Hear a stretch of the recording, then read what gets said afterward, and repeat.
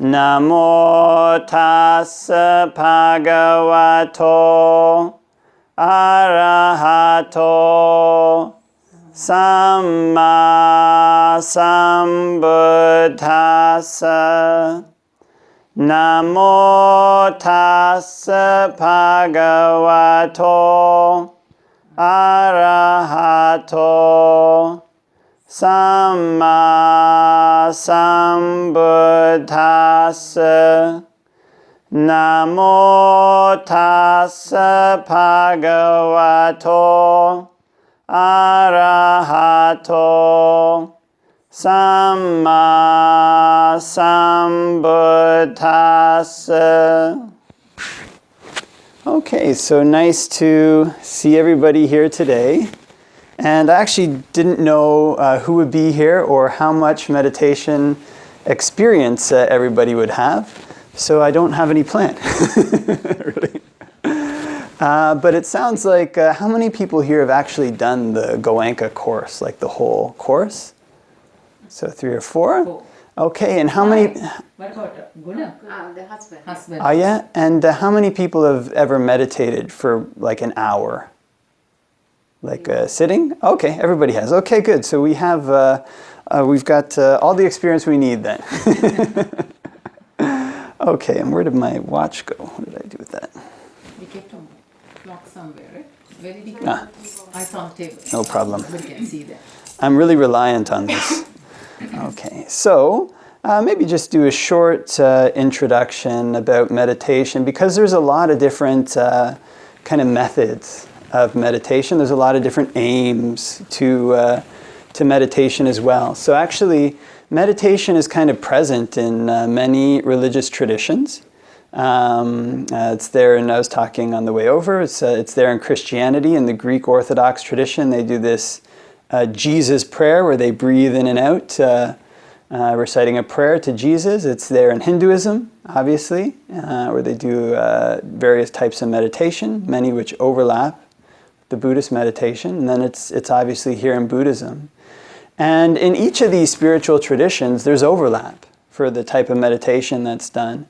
But there's also, I mean, different spiritual traditions have different philosophies and different aims. So there's a large common ground that everybody can meditate. But depending on the tradition that we've been in, the aims and philosophies of that meditation that we've been doing can be different. So I'll just give a kind of brief the one I'm familiar with is Buddhist, so can't really teach the other methods. So that's the perspective that basically we're taking, and especially with the methods of meditation as taught in the Pali Canon by the Buddha.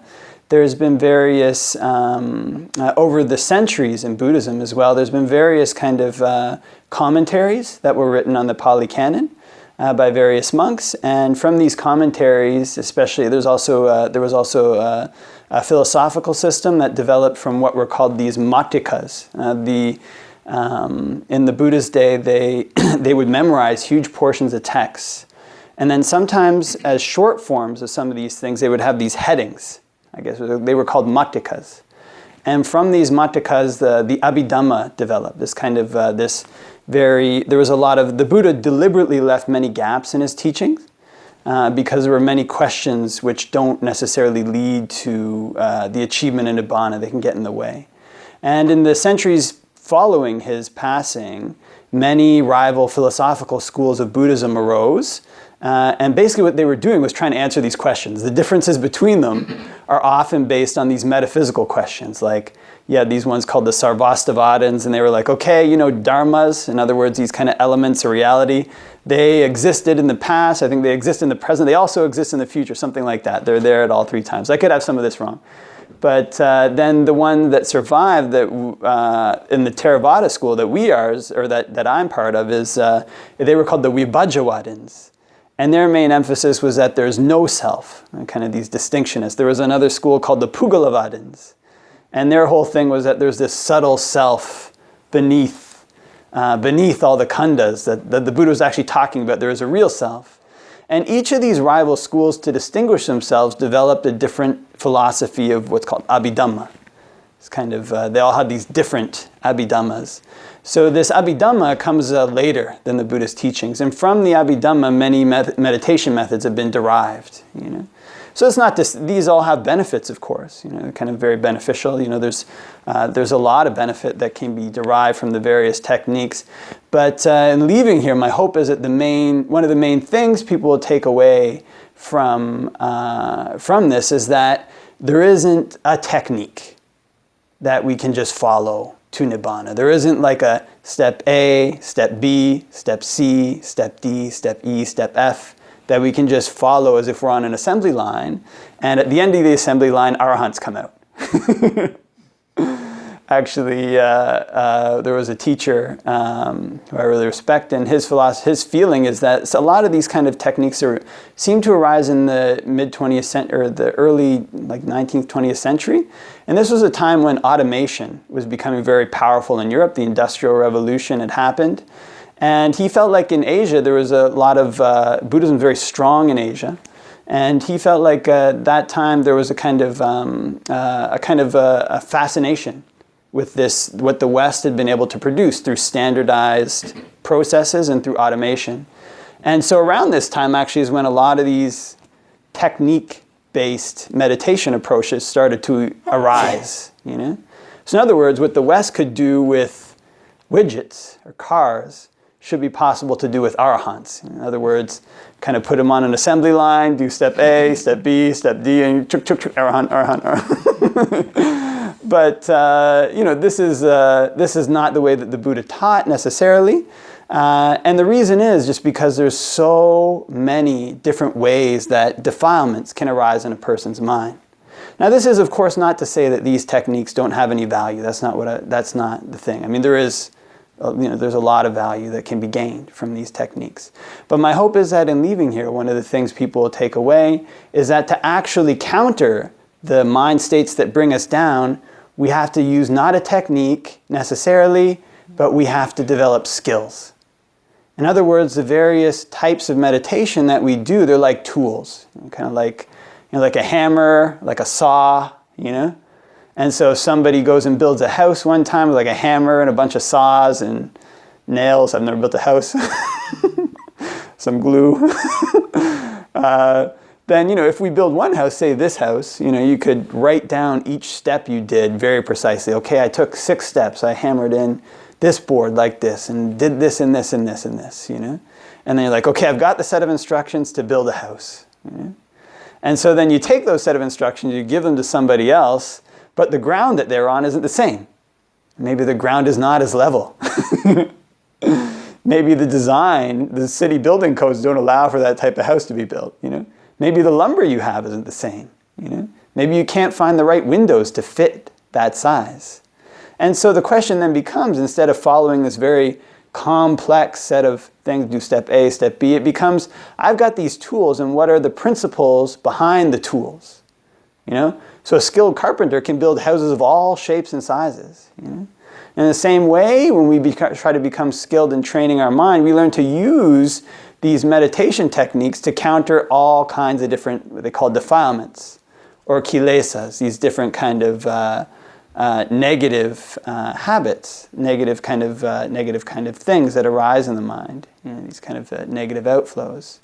So this is what we see in the canon. And the Buddha doesn't teach us, do step A, step B, step C. He actually gives 40 topics of meditation. There's possibly even more. I've actually never gone through and counted. That's the commentarial count, which is probably accurate. But then when we read actually his descriptions of these meditation techniques, they're like a sketch. So we read Anapanasati is the most famous, this kind of breath meditation. We read his description of this breath meditation. It's like breathe in and out, calming the mind. Breathe in and out, relaxing the mind. Breathe in and out, sensitive to rapture. Breathe in and out, sensitive to pleasure. And I can't remember all the steps. There's many, But basically, there's a lot of ways to do all of those things. And it's not even specific that you have to do one before the other. And that's with that particular thing. There's also metta, where it's just learn to spread this infinitely in all directions. It doesn't give a lot of other instruction. And then we go through the actual canon itself, and what we find is a lot of the time he's talking, okay, if a defilement comes up, try all these different techniques. Try to slow the thought process down. You can try to crush the thought if it's really powerful. You can try to replace it with a more skillful thought. You can say things like to yourself, like, this is a really unskillful thought. I shouldn't be thinking this way. And then he gives many techniques for various types of negative mind states, like for guilt. He says, okay, if guilt arises, you have to reflect in this way. If anger arises, reflect in this way. And the whole Sutta Pitaka is just filled with various techniques like this. Now, all of us can't go through and memorize the Sutta Pitaka. There are monks who do memorize the Sutta Pitaka, by the way. They're amazing people, and it's incredible that they can do. But it's not necessary for the sake of advancing in the Buddha's teachings. Actually, there's two very important suttas in the Pali Canon. It comes through a lot of different places where the Buddha says, how is somebody skilled in the Dhamma? And then he says, somebody skilled in the Dhamma, if they learn even a 4-line stanza of the Dhamma and practice in accordance with it. He also another one where he talks about people who dwell in the Dhamma. And he goes through, talks about the monk who recites, the monk who teaches, the monk who memorizes, the monk who spends time contemplating, and the monk who dwells in the Dhamma. There's probably more than that too. And in all these cases, he says there's monks who just do these activities. They just spend their time reciting, in other words, memorizing the suttas. There's monks who spend all their time teaching. There's monks who spend all their time contemplating the suttas, and they don't meditate. They don't dwell in the Dhamma. And he says the monk who dwells in the Dhamma is basically one who puts meditation as their priority, but has all these other things as well. In other words, all these things, meditation included, the whole point of them is to counter real defilements that are in our life, to eliminate real bad habits that are in our life. That's where suffering arises from. And this isn't something that necessarily has to be all that complicated, but it is complicated. It doesn't have to be all that complicated because all of us know, myself, everybody, what is this bad habit that's pulling me off all the time, What's the mind state that keeps coming up that's causing me to suffer, Some people, they have an anxiety type defilement, that's their main defilement. Other people have anger type defilements that are main defilements. Other people have delusion type defilements that are their main defilements. Whatever it is, there are ways to counter it. And the thing about it is, you can't have this set of techniques, do A, B, C, D, is because they're different for everybody. Somebody who has, it's obvious to somebody who has an anger type defilement, I get pulled off by these things all the time. And even then, people who have anger type defilements, some people might get pulled off when things don't go their way. They've made a plan and they can't carry it out and they just get frustrated. Other people might get pulled off when somebody says something mean to them. Other people might only get pulled off when a particular person says something mean to them. In other words, the ways these defilements can arise are so different. And so we have to become equally skilled in countering them. Now that's the way it's complicated. The way it's simple is that we ourselves know what it is, right?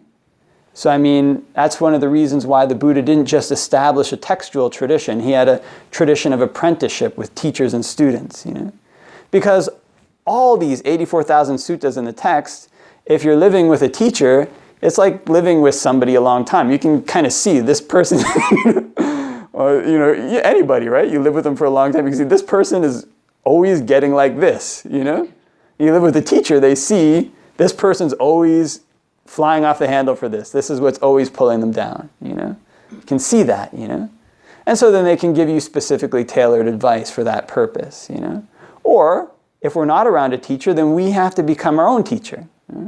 We have to see this is what pulls me off, and we learn the techniques necessary to counter it, So that's what's simple about it. We know what pulls us off, and there are techniques to counter these things, So for the various ones, even the techniques themselves in their broad categories tend to be simple, If we're angry, the solution is metta. If we get a lot of joy out of seeing people being harmed, and this isn't just like, gross people being tortured. Actually, most of the humor in the world today is this kind of taking joy at other people's misfortune. You can see what's really funny, right? It's always something terrible happens to somebody, and it's like really hilarious. I used to watch Seinfeld a lot, and nothing ever really worked out for those characters. They're always like something terrible, but it was funny, right? And this is actually this kind of joy in other people's misery. There's a counter for that, which is learning to spread compassion. Nowadays in Western society, it's seen as a virtue to be competitive. Now this is something that there is a virtue to that. I mean, not necessarily to wanting other people to fail, but there is a virtue to having a level playing field, everybody having the ability to strive, and not having this kind of nepotism where just because you know somebody you get to a high position. There's virtues in the way that the Western economy is set up. Growing up in a Western economy, especially without many people in the West now, I think most people here have grown up with a religious background. Many people in the West don't have a religious background, so they grow up with economic philosophy as their primary way of interpreting the world. And one of the ways that economic philosophy works is through competition. In other words, being happy when somebody else fails. It's a zero-sum game. Actually, explicitly in economic theory, it's a zero-sum game.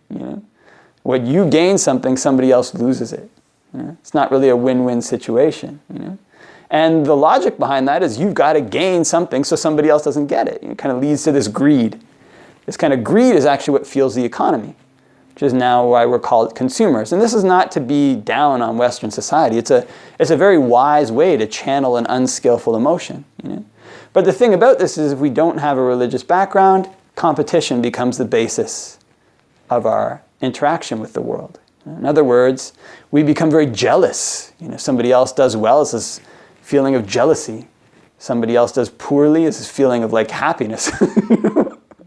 Suddenly we're above them. We're not realizing, of course, the whole time, if we're surrounded by people who are doing badly, we ourselves are going to do badly. If we're surrounded by people who are doing well, then we're probably going to end up doing well. The counter to this is learning to spread mudita. It's kind of limitless empathetic joy. Having this as the basis of our interaction with the world. And then finally, a lot of the times these days, people not having a kind of philosophical basis, like not having a strong, what you might call religious basis, latch on to relationships with other people. It could be their parents, children, one's boyfriend or girlfriend, whatever it is. Actually, in the movies, I remember, growing up, there's always this thing like, you got to find the one. If you find the one, you'll be happy forever. And you see this in the movies, right? It's always these like kids, they're like teenagers and all this crazy stuff happens. It's really difficult and they fall in love. They're like happy forever. But, that doesn't really usually happen.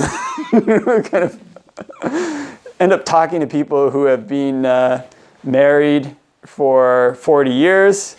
And they're not talking about it like it was back then. Or, parents and children. People think that you're going to have a kid and it's going to be like a totally blissful, amazing experience about that. Okay, most parents whose kids have grown... Oh, hi, Ludi.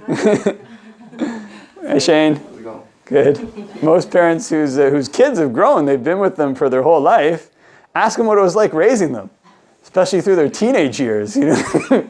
See if that was this kind of feeling of endless joy, right? So in other words, and also careers, right? Kind of have this idea, just finish, it's like this carrot in front of us, just finish high school with good marks and I'll get into university. Just finish university with good marks and I'll get this job where I've got all this money, And then eventually you get the job, it's like, just finish this job and I can retire. Just retire well and I can die. Right? There's always this carrot that's in front of us. And you talk to people who have gotten really high quality jobs and if you get a job that pays really well, it's a lot better than having a job that pays really poorly. There's no question about it. That's just obvious, If you don't have enough money to meet your very basic necessities, there's a lot of suffering in that, Also, if you have a job that, you're not surrounded by very rude or coarse people, you're not surrounded by people who are doing evil things, then that's good too, right? And so, all these things are good. There is this kind of level of satisfaction in a job.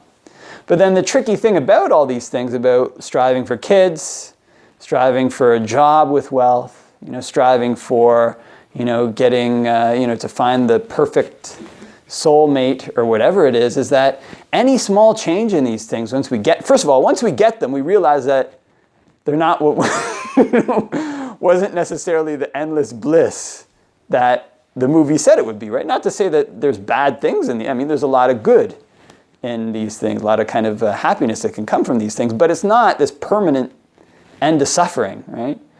And the thing about these things is that having these external things, having the soulmate, having the perfect job, having the kids, that we're just waiting for, any small change in these things causes a lot of suffering to people. Yeah?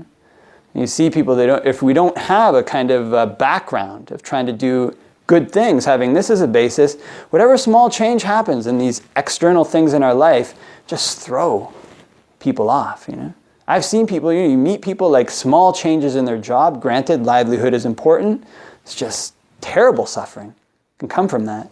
Small changes in a person's child, obviously has to be a bond between parents and children, otherwise none of us would survive. But, there's a lot of suffering in children. Kind of wait till a kid becomes a teenager, and they maybe start doing drugs, you don't want them to, or they start talking back to you, you don't want them to, or your kid falls sick. Some kids, sometimes things happen to people. Actually, a friend of mine, he had 2 kids, he had twins, and one of them, the girl came down with leukemia. And she's had it for years, and if she goes to a park and gets a cold, she could die. So his life is filled with suffering because of that, filled with worry and concern because of that. Now these things, we have to be worried and concerned about them if we're lay people, if we're not monks. But there is an element beyond which this worry and concern is just counterproductive. It's kind of grabbing onto things as counterproductive. And one of the solutions for that is this learning to spread limitless equanimity. Learning to have equanimity as our basis. In other words, whatever beings there are in my life, whatever arises in my life, all that is due to karma. Has karma as its basis. It has action as its basis. There's a time when it arises, it stays for a while, and it'll cease. So we learn to have this reflection. Whatever it is that's dear and appealing to me, I'll be separated from that. These are these kind of techniques the Buddha teaches us to counter these things. And then that also leads into the more contemplative aspects of Buddha's teachings. So at its basis, especially with Hinduism and with some forms of Christianity, there's quite a lot of overlap with the kind of calm parts of it. In other words, the parts that lead to mental absorption, lead to states of bliss, and lead to states of jhana. Kind of doing good actions, learning to focus on a single object so that our mind unifies, all around that object and experiences kind of states of bliss.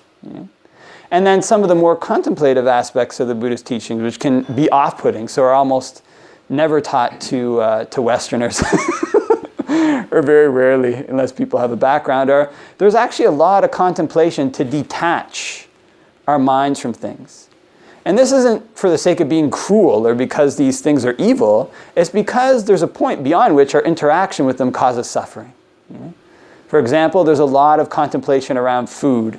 So I think on the retreat that we did, did this kind of experiment. I was like, okay, I'll teach you guys about the kind of contemplation on food that monks do, which is essentially before we eat, you often spend time, sometimes like 5 minutes, just looking at your food. And you imagine all the various ways in which the food is disgusting. This is not as a disrespect to the lay people who prepared it, but it's because our mind launches out to this food and just thinks, oh, this food is totally amazing, just gets blown away by this food, and people suffer big because of food. They get, people can get overeat, have problems with overeating. People can suffer where they don't have the food they like. People aren't cooking the food they like for them. So the Buddha's counter to this, there's an aspect of our interaction with food that's beneficial, we need it. There's another aspect that causes sufferings based on craving. So the counter to this is learning to contemplate the loathsomeness of food. Wait a minute here. This food I think is so amazing. What happens if I chew it once and take it out of my mouth? What does it look like then? Would I eat it? There's nothing biologically wrong with it. It's not going to make me sick. It was just there. Chew it once, it gets mixed with saliva, and it's just suddenly completely loathsome. even if somebody else touches our food with their hand, like imagine you have a nice dish of food right there, right here, everybody's going to eat their food, and then somebody comes and just puts their hand on each dish of food. Let's say even they wash their hand before. All of a sudden this food is disgusting. Like, what? Person touched my food, it's now loathsome. Now this is just the beginning portions of food. Food actually enters our esophagus and goes into our stomach, after which point it becomes so totally loathsome that nobody would want to eat it, including ourselves. Yeah? Actually, I remember being a small kid, and I think most people have a background here, so don't want to gross anybody out, but the first time I smelled vomit, I was just so disgusted, like I wanted to vomit myself. And even now, if I smell vomit, it's just gag reflex, like, oh. You go out on like a Saturday morning, you see somebody's vomited after a night of partying, it's just loathsome, right? This is food. That's actually when our food gets to the point where our body can absorb it. That's when it's kind of most beneficial to our body. And then finally, food exits our body, and we can see this on the ground with dogs all the time. At that point, it's just so completely disgusting that nobody wants anything to do with it at all. It just had to be hidden away, pushed down pipes, and sent out into the Lake Ontario. But all this is actually the life of food. This is food in our body. These types of things are in our body all the time. So what's the aspect of our mind that launches out towards it like it's only this one part? This is the aspect of our mind that's deluded, that causes us to suffer. And so we learn this kind of contemplation on food. There's other ones too. There's the contemplation of death, the contemplation of impermanence. All these things are important because they push our mind in a direction of Dhamma. They turn it away from the things that we grasp like they're permanent and back to our minds. So in other words, right there we've gone through maybe like 6 or 7 meditation techniques, just talking about them, that all have various purposes. And all these various purposes for these meditation techniques, they're like tools in our hands.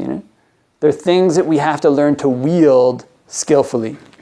In other words, there's ways that we can meditate that can harm us. There's ways we can focus on the breath that can be harmful. There's ways that we can focus on compassion that can be harmful. There's ways we can focus on loving kindness that can be harmful. There's ways we can be equanimous that can be harmful. There's ways that we can have empathetic joy that can be harmful. There's ways we can focus on impermanence that can be harmful. There's ways we can focus on the loathsomeness of food that can be harmful. There's ways we can contemplate death that can be harmful. These things are like tools in our hands, right? Everybody's had a hammer. Actually, one of the phrases I heard from a friend who's a carpenter is, or somebody who's a carpenter is like, you never know you're a true carpenter until you hold a nail and staring at your thumb, you hit it with a hammer. It's like, that's when you know you're a true carpenter. In other words, this is a joke, but in other words, a hammer can hurt you.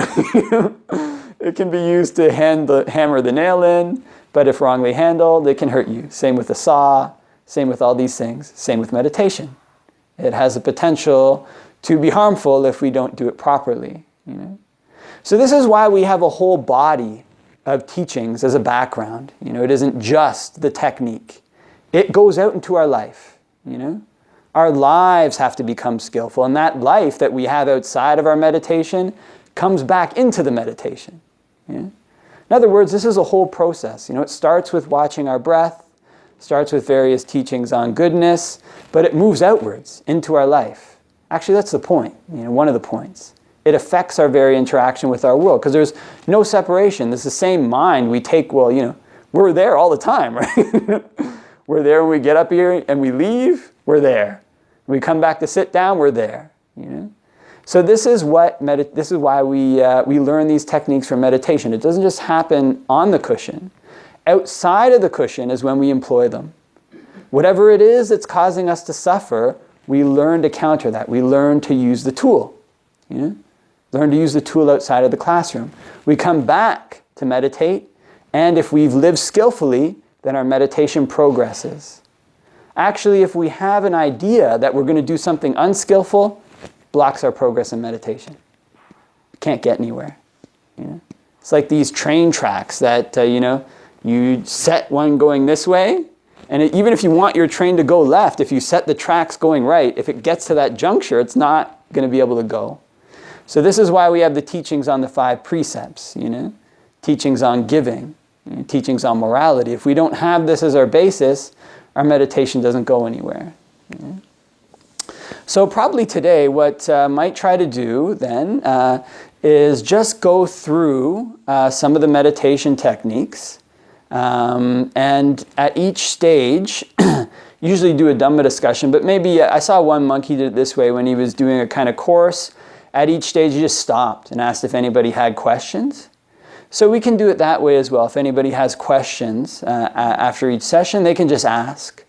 And then we'll try to go through a bunch of techniques, and maybe towards the end we'll do some longer sittings, and then finish it up with maybe like a Dhamma talk or so. Okay, so those are some introductory thoughts on meditation, its purposes, and its methods. Does anybody have any questions about those before lunch? Yeah, one question, Bhante. Mm-hmm. You just mentioned about the harmful ways of when you know empathetic joy, and in what way that can be harmful to us if you do it. I mean, you said that you have to do it in certain ways, otherwise it will be harmful. Right? When you do, I can understand loving kindness and metta, but the empathetic joy, I thought that it's never going to be harmful in any way. Yeah, so this is the thing about samsara and why the Buddha's teachings are a continuum. Mm-hmm. Almost anything we cultivate, everything has this tipping point. Mm-hmm. Almost every Dhamma, you could say, has a tipping point beyond which its cultivation becomes negative. Right. So empathetic joy, if it's taken too far, people can get very sad. Okay. Like some people, you just talk to them about anything, like, oh, nice day today. Yeah, there's so much suffering in the world, It's, oh, yeah, it's nice. Did you hear about what happened in Syria? It's just terrible, I can't, these people are suffering so much, and, okay, that's true, But it can be taking it too far. It's gone beyond the middle point. Right. To a point where we're actually cultivating this in such a way that our world becomes bad. Mm-hmm. It's increasing defilements, which is why the teaching is a middle path. Mm-hmm. It's not just something we can do one thing all the time. We've got to learn to balance. Mm-hmm. So that's for empathetic joy. Yeah. Other questions? Okay, so why don't we actually do some meditation? Mm-hmm. Okay, so I'll just give all the basic instruction, even though people have had meditation experience before. So the body is actually a really important part of meditation. So what we want to try to do is get our body lined up and sitting in a comfortable way. And one of the reasons for this is because actually you notice there's a lot of energy flow that goes on in our meditation. So we want that to be able to flow nice and easy, the breath energy to flow nice and easy. So for that, we want our bodies to be straight and kind of comfortable. Okay? So I'll just go over briefly a couple of meditation postures that one can use as an option. There's actually many different ways that one can sit in meditation. The most common are, it's hard to see because I'm wearing robes, but this is called the Burmese position, where one lines one's heels up. If these two portions of my hand were heels, one just sits on the ground like this with one's heels lined up. And this position has the benefit that it's not hard on the knees. So when sitting for a long period of time, it's not too hard on the knees. That's one. The next one is what's called a quarter lotus. So if this was the shin or whatever, the foot would go here. That's the quarter lotus. This is also an option. And the next one is called the half lotus, which is one's foot goes like this. Onto the near the hip bone. Ideally the what's it called? The heel goes right into the hip bone like this. If my shoulder was my hip bone, this is what it would be like. One heel underneath one hip bone, another one underneath the other. So that's the half lotus. And then the full lotus is like this. Both kind of heels touching the upper portions of the hip bones. And that's the kind of ideal position.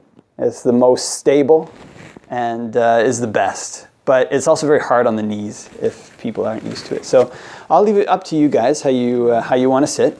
And if at any time anybody needs to shift because of physical injury, or whatever, please feel free. But there is an element of meditation that involves some physical discomfort. Okay? So first thing we can do is lean forward a bit and arch our back. And that gets our back into a kind of straight position. And then one of the tricks that sometimes do, is an option, is, oops, let me just get my robe arranged here, is you can take your hands above your head like so, turn them palm outwards, keeping them parallel with the shoulders, and bringing them down, down, down past the shoulders, down, down into the center of the lap, like that. And that can help to get the body lined up. And then with our body lined up, we can look about 3 feet in front and close the eyes. So the first type of meditation we can do is just a basic counting meditation. So we can allow our awareness to settle around the nose, and we'll just count from 0 up to 10, and then from 10 down to 0.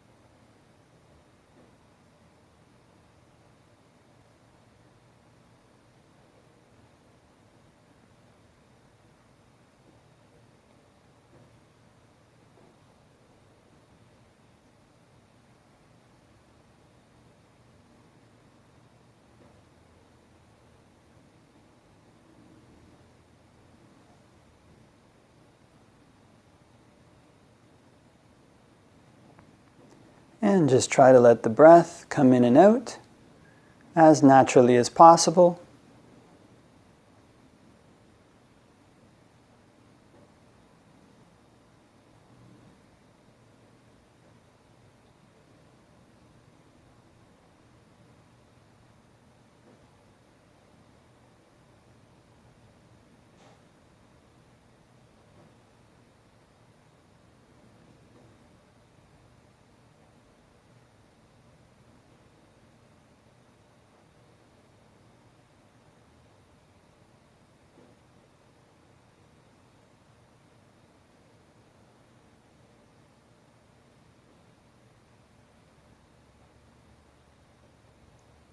And each out breath, just count 1 number.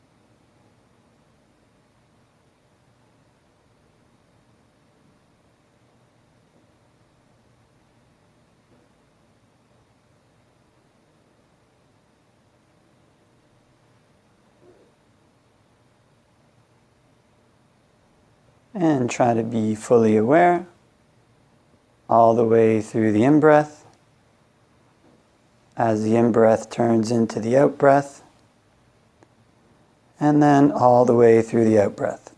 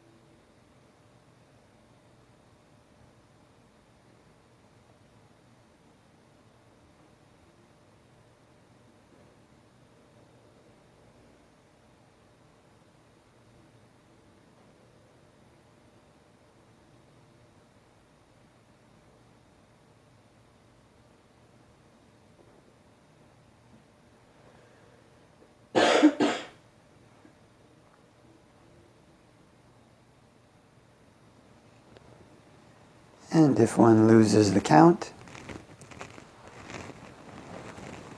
no need to worry about it too much. And just bring one's mind back to one again, and back to the breath.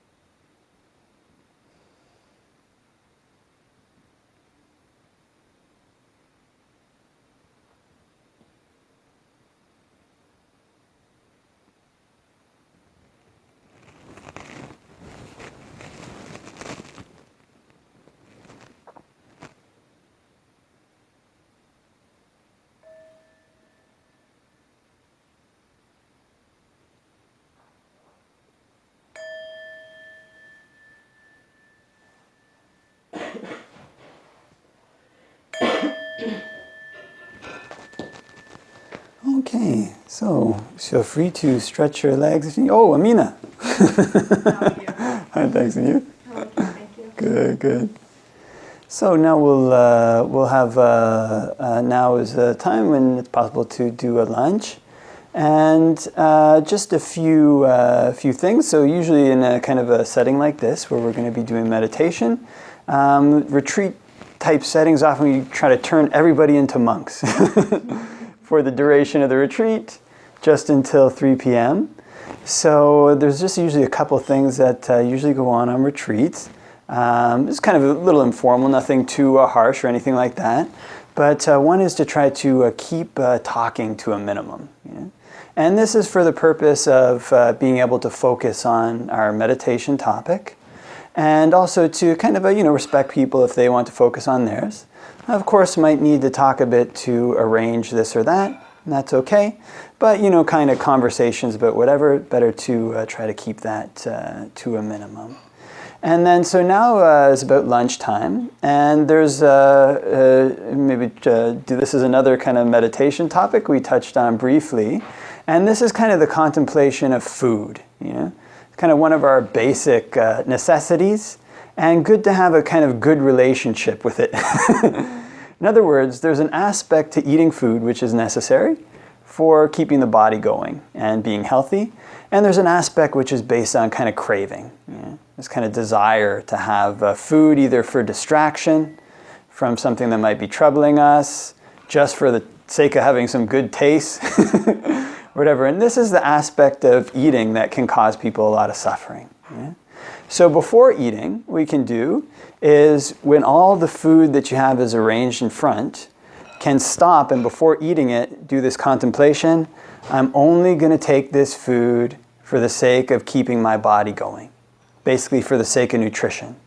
So our frame of reference, our satipatthana for the food doesn't become, is it tasty? How does it mix with this food? It's, what food do I need to keep surviving?